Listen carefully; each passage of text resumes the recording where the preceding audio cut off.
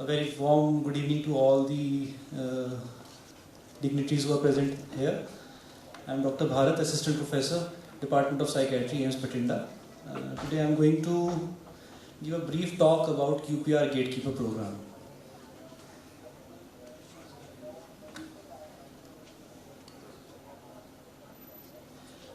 Before going towards QPR Gatekeeper, I would like to give a few glimpses about suicide. What is suicide? What is self-harm? As per WHO definition, self-harm is defined as when somebody injures or harms themselves to cope with or expresses extreme emotional distress and internal burnout. What actually happens that nobody wants to harm themselves. Nobody wants to hurt themselves. But because they are suffering from such kind of an emotional turmoil, they have those circumstances which they cannot deal.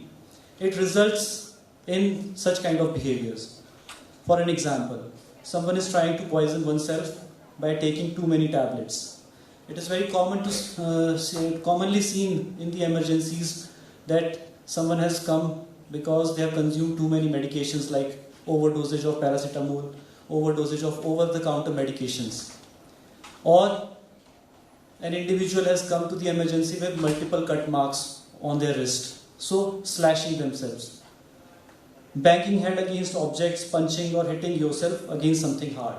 Very commonly seen among the young youth who are currently doing either their graduations or teenagers, that they hurt themselves by banging themselves, either by hitting a hard object like punching. So these are the self-harm behaviors. Usually people who self-harm do not intend to kill themselves. So this is the difference between self-harm and suicide. Whereas suicide is an intentional act of self-harm with an intent to kill oneself.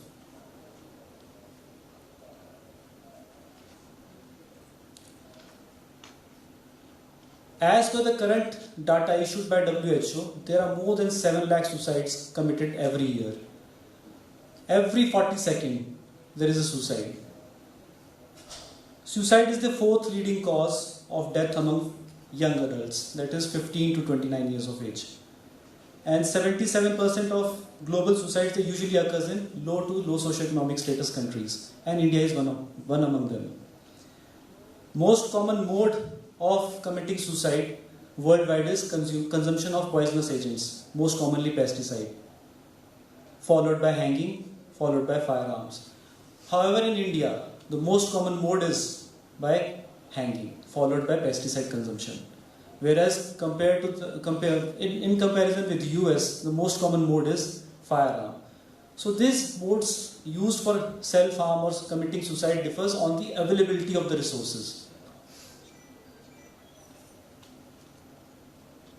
As per the WHO data, the current crude suicide rate, that is number of deaths per 1 lakh population, and on an average is 9.8.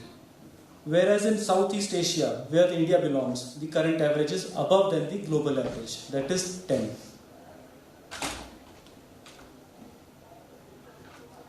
So the highest suicide rate among men is seen in European nations, whereas India is the leading cause of suicide among females.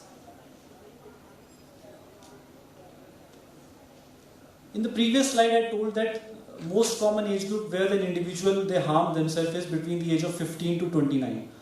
However, the average suicide rate is highest among the elderly population, that is individuals who are aging more than 70. It is very contrasting that on an average the global suicide rate is 9.8, but among the elderly it is almost 3 times, that is 24.5. Whereas among the young adults between 15 to 49 years of age, it is between 11.2. So what could be the possible reason? First and foremost important reason is isolation, social withdrawal, then followed by lack of social support, then lack of availability of healthcare services, and along with the emotional burden, they have the financial burden as well. These are the prevailing suicide rates from last 5 years. In 2017, the average suicide rate in India was 9.9, which has increased to 12. in the last survey done in year 2021.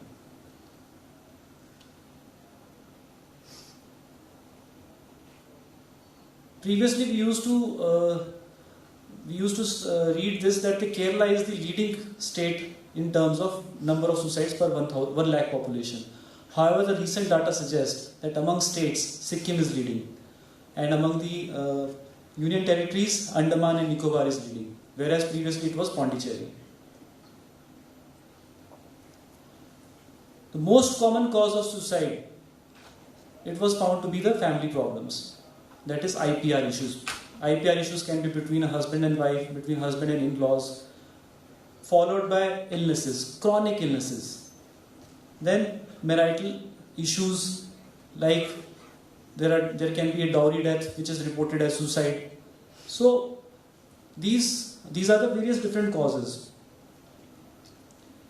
So as previously told, the most common mode of suicide in India is by hanging, which is followed by drowning and followed by consumption of poisonous substance and followed by the drowning.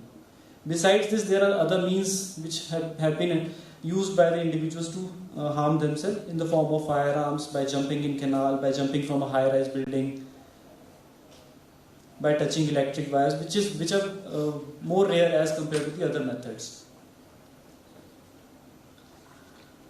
So, who is at risk of committing suicide? First and foremost, those who are having any kind of mental illnesses. Most common is depression, followed by substance use disorder. Among substance, alcohol is the leading cause. Then, those who have already tried to harm themselves in the past, that is, the individuals with a history of self-harm or individuals with a history of self-harm in their family. Then the moment of crisis with a breakdown in the availability to deal with the life stresses, that is, lack of social support. Then financial problems, relationship issues, individuals who are having chronic illnesses. In addition, the experiencing conflict, disaster, violence, abuse, or loss and sense of isolation are strongly associated with suicidal behavior. So it is commonly seen that conflict-prone areas, like currently the war-prone zones in the world, they have higher number of suicides, as there is lack of social support, there is financial burden, and there is a kind of feeling of hopelessness in building among the residents. Besides this, there are certain vulnerable groups in the population, in the society, which are at risk of committing suicide. These includes LGBTQ+, refugees, migrants, and prisoners. So, what is the mode of suicide? Around 20% of global suicides are due to consumption of pesticides, that is self-poisoning. Most of which occurs in rural agricultural areas in low and middle income countries. So India is also among these areas. It belongs to the low middle income country. And in India, the most common segment of population that commits suicide by consuming pesticide is farmer suicide, which was a very rising topic in the years between 2017 to 2019. Other means of committing suicide are hanging, then consumption, then firearms, drowning, as I have already discussed. So it is important that we should discuss about the prevention and control of suicide among our society, because every individual is important. So it has to be learned that suicide is preventable. Most of the time we only talk about that after committing a suicide, if an individual has survived, we think about how to curtail them, how to deal with them. However, we do not know how to identify an individual who is at risk of committing suicide. There are a number of measures that can be taken at population, subpopulation, and individual level to prevent suicide and suicide attempt. So, the main aim of gatekeeper is that every individual should be trained to identify those who are at risk. Even the people who are sitting here, there might be someone who has either thought of committing suicide or self-harm, or he or she might have come in contact with someone who has tried to harm themselves. or they have heard that in their family or friends somebody has did it in the past. So we are very afraid of talking about suicide, and we feel that it is a kind of stigma. If we talk about suicide, we will initiate the idea of committing suicide among ourselves or in other individuals. One such approach which has been adapted by the WHO is live life approach to prevent suicide. It recommends that following key effective evidence-based interventions can be done to prevent suicide. These include limit the access of means of suicide.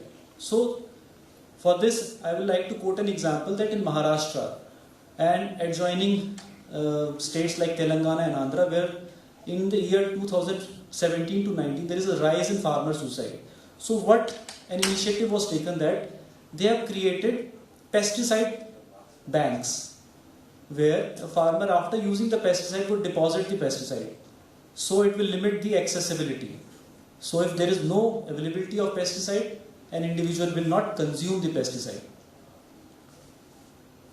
Then interact with the media for responsible reporting of suicide. In the year 2020, there was a surge in number of suicide, especially the copycat suicides, after the reporting of Sushant Singh Rajput's suicide. He committed a suicide and there was a spree. An individual who was so renowned in the media, the footage was covered for at least about 6 months. So the media created a havoc of that suicide reporting. So it is the responsibility of the media to cover such kind of news in a responsible way. For this, the government of India has issued some guidelines as well that there should be a responsible reporting by the media, as an individual will come to know about the suicides only after reading about it. Most of us might have come across that the newspapers also sensationalize these kind of reportings. So this should be done in a more sensible way. For an example, names should not be used. Their addresses, their relatives' names, they should not be used. The mode used in the suicidal act should not be disclosed. So these are certain sensible reporting guidelines that have been issued by the Government of India. Then foster social emotional life skills in adolescents. Among the young adults and the teenagers, it is important that they should be taught how to deal with the stress in life. Stresses can come in any form. Like for a teenager, the stress is peer pressure. Most of his friends might be hanging around, they might be having friends, they are involved in various kinds of group activities, they are going around, and some of them they are shy. So those individuals are again at stress. So stress, how to deal with stress, it should be taught at the individual level at a very adult age, very young age. Then early identification, assess, manage and follow anyone who is affected by suicidal behaviors. So we should be able to identify those individuals and deal effectively with them. So what are the foundational pillars for this QPR Gatekeeper program? The foundation pillars for suicide prevention include situational analysis.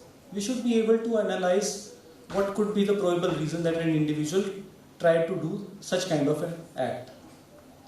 Then multi-sectoral collaboration.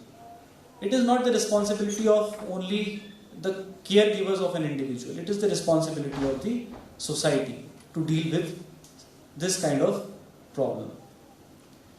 Awareness raising by running campaigns, by sensitizing the society, by destigmatizing this issue, we can prevent suicide.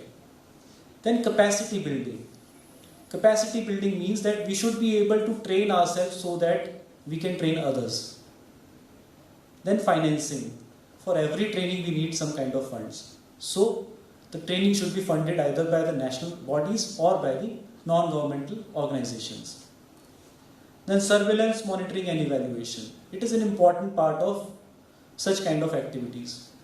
We should always keep surveying the prevailing population, what kind of attitudes and beliefs they are having.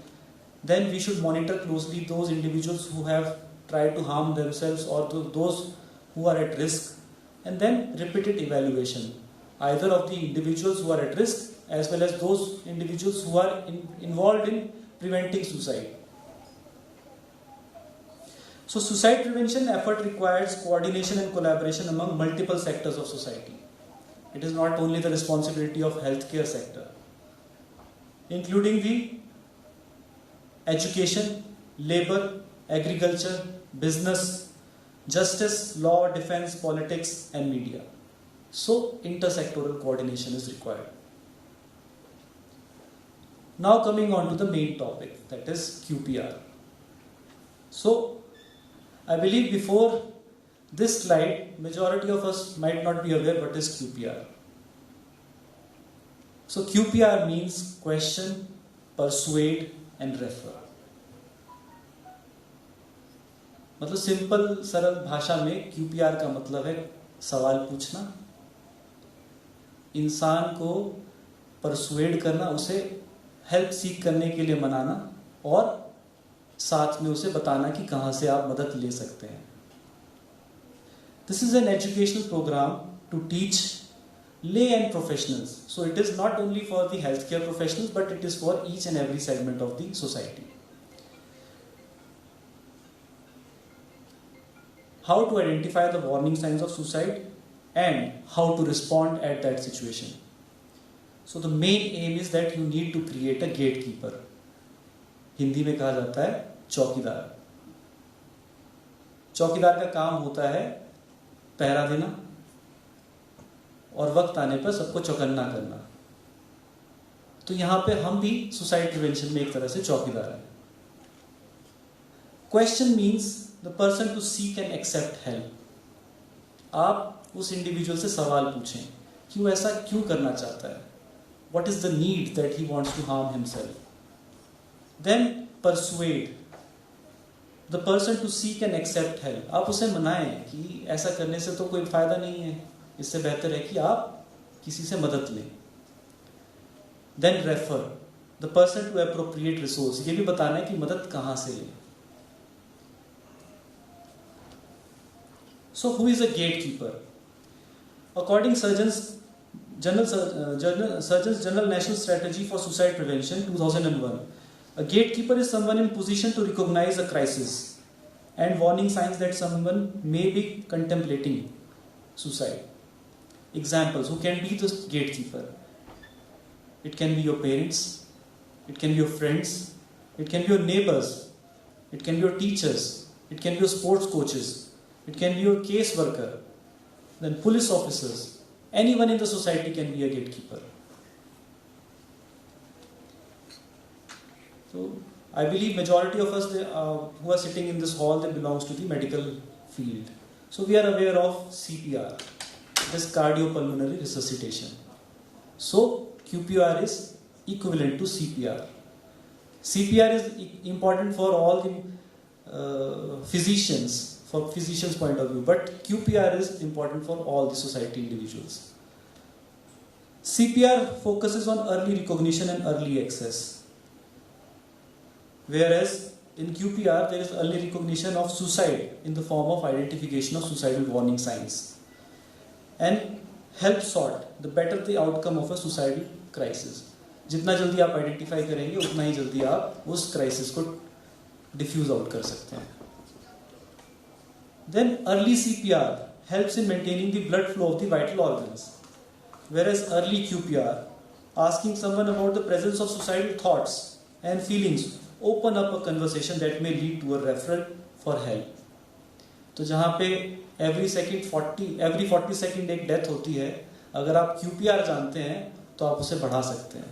जो annual 7 lakh per year death reports हो रही हैं due to suicide, वो कम की जा सकती हैं. CPR needs an external defibrillator, which is a device ready for use when advanced medical professionals arrive. So CPR can only be given by advanced medical professionals. Whereas QPR is an early intervention and referral, which can be given by use of local resources. And those local resources then can refer it to the higher centers. CPR is an early advanced life support, administered by trained medical professionals who provide further care and transport to hospital facilities. Whereas in QPR, and as with an illness, early detection and treatment results in better outcome. But for every time you need not to refer it to a tertiary care center. You can refer them to your nearest healthcare facility available, either in the form of district hospitals, PHCs, CHCs, wherever the healthcare professional is sitting. So it doesn't need a very hi-fi tertiary care institute. After a minimum training, QPR participants should be able to recognize someone at risk for suicide. For an example, we should be able to identify the warning signs, like is somebody suffering from depression, or they are harboring any kind of negative thoughts in the form of hopelessness, helplessness, or somebody is directly expressing a wish to die, or someone is having a high risk behavior in the form of substance use, indulging in thrill-seeking activities. Someone is just out of a curiosity, they are making their wills without any purpose. So these are the warning signs that one should be able to identify. Then intervene with those risks. You should be able to talk about it.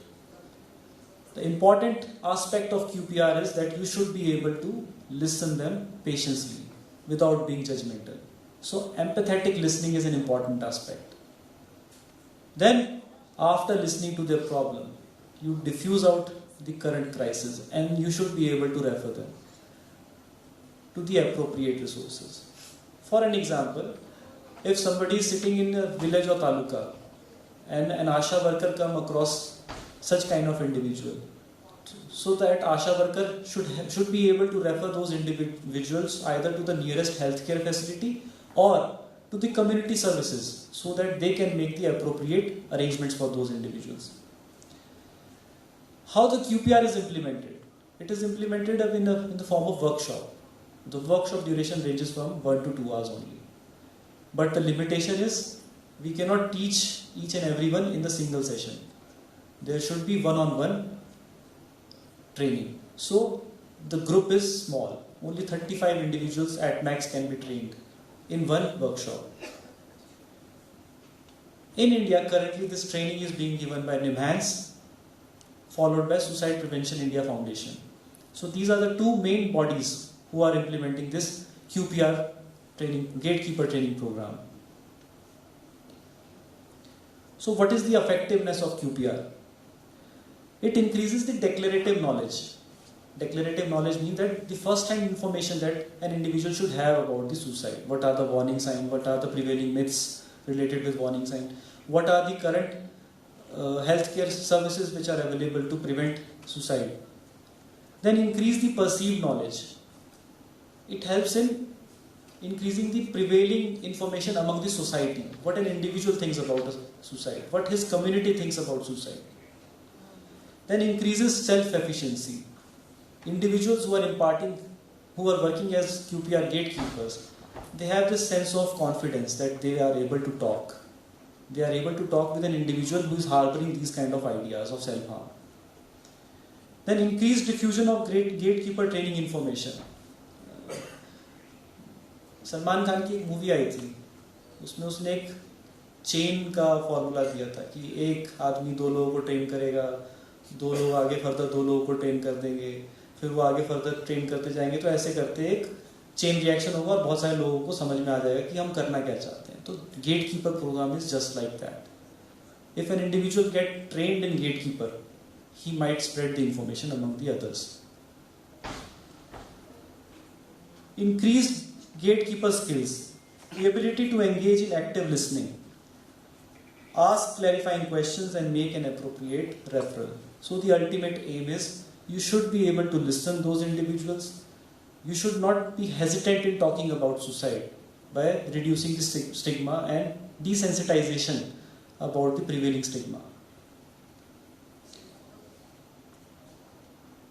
So, the efficacy has been proven by the research as well. There are multiple RCTs which have been conducted in this field, and one of the latest study, that is the benchmarking the question persuade refer program against evaluation of established suicide prevention gatekeeper training. So this benchmarking study, it included more than 20 prevailing training programs for suicide prevention. So it found out that the overall result of this study demonstrates that QPR program contributes to improvement in knowledge, perceived capacity to engage in suicide prevention behaviors, and actual suicide prevention behaviors, all important factors influencing the sustained behavior change. So it can impose the change in behavior.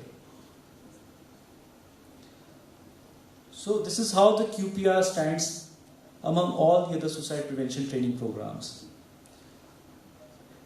The benefit of QPR is that it is a very short-term training. It requires only 1 to 2 hours.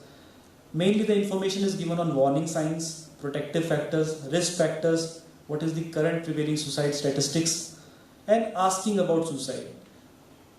So the modality which can be used is either in the form of lectures, videos, and question-answer round. So it can be given to anyone, even a survivor, suicide survivor can seek this training, or a close relative who has lost someone due to suicide, they can also seek this training. This study demonstrates that QPR is similar to other established gatekeeper programs. So improved knowledge, it helps in enhancing the knowledge about suicide and warning signs regarding suicide, what are the suicidal statistics in prevailing country. Then sustained positive attitude and social norms. It increases the frequency of suicide prevention behaviors over a 3-month period. And participants often feel more comfortable helping youth after receiving the training. Thank you. So any question answers? Any questions? So this is a rather important topic. I think 2 important topics, one related to the cholesterol and egg consumption, and second is prevention of suicide program. They are really important topic, and I must congratulate you for such an excellent presentation. Again, we will like you to spread this message. We are going to provide you the link of your lecture, and it should be widely circulated so that it creates awareness about suicide prevention program.